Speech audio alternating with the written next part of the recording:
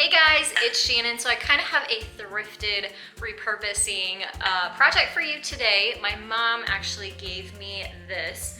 It used to have little votive candle holders in it and a couple of them broke, so she gave me the wooden piece and said, I'm sure you can find something neat to do with it, so that is what I'm going to do today. So here is my plan. I'm going to whitewash this, and I'm gonna do that with this Waverly chalk paint in the color white and some foam paint brushes. These I get from Michael's, those are the best.